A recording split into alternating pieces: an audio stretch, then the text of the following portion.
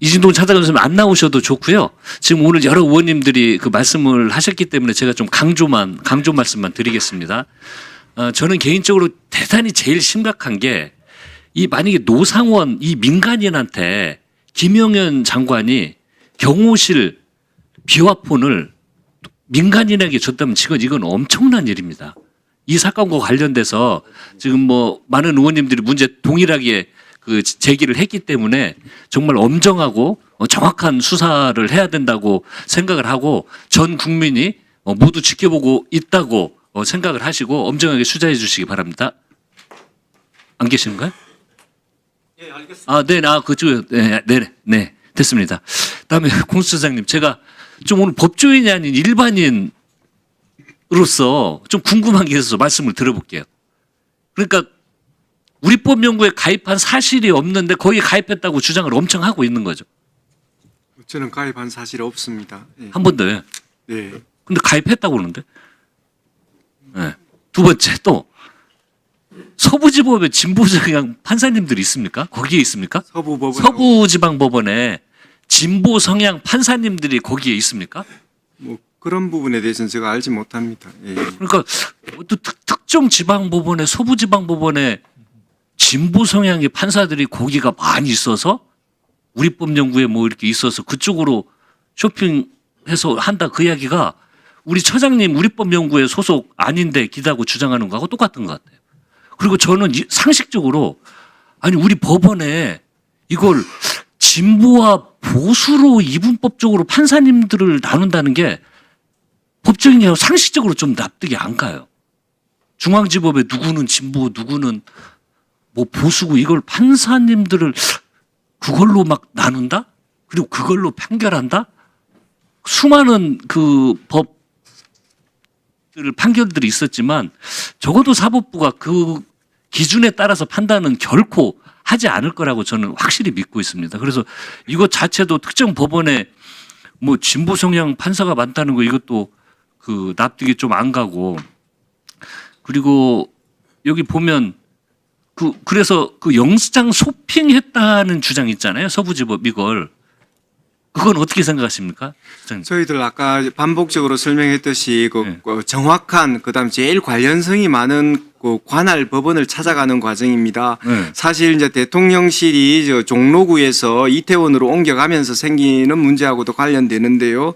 대통령실이 지금 종로구에 있을 때는 중앙법원 관할입니다. 네. 그런데 이태원으로 그다음에 관저가 또 글로 옮겨가고 나서는 지금 대통령실을 관할하는 곳이 서부법원이 되어버렸습니다. 네. 그러면 범죄지를 또 따질 것 같은데 지금 이 사건의 내란죄의 어떤 주된 범죄지는 국회와 그 대통령실 뭐 그 정도 그다음에 또 안양지원 관할인 중앙선관위 정도가 떠오릅니다. 네. 그래서 저희들은 이제 심판을 받는 입장에서는 관할이 어디가 지금 제일 문제가 없고 판사님이 관할을 시비를 걸지 않을 곳을 찾게 됩니다. 네. 그래서 중앙법원에 그 영장을 청구할 때는 마침 그 이상민 피의자가 있기 때문에 간신히 이제 관할이 생겼고요.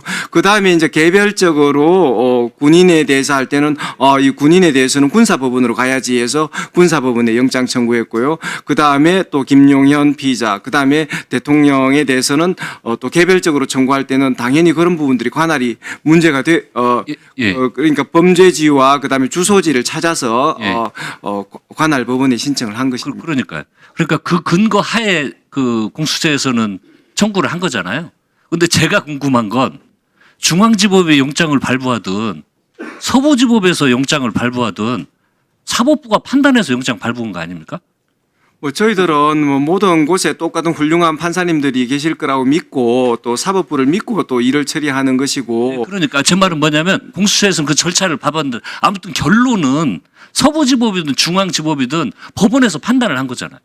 그리고 이번에 그 체포영장을 문제 삼는데 그 3번 불출석한 피의자에 대해서 체포영장이 혹시 뭐 다른 결론이 나온다. 어떤 법조인한테 물어봐도 그것은 뭐 토달 사람이 없을 거라고 봅니다. 저희들은 그런 어떤 결론보다도 어쨌든 관할 법원에 있어서 어떤 법원이 더 관련성이 있는가 그런 부분들을 중심으로 일을 처리했습니다. 네, 그러니까 그런데 저의 궁금증은 그 발부한 영장은 이렇게 뭐 어디에서 발부한 영장은 적합하고 어디에서 발부한 영장은 적합하지 않다는 이런 생각하는 게 좀 이해가 제 입장에서는 법조인이 아닌 그 의원의 입장에서 좀 의구심이 간다는 거예요.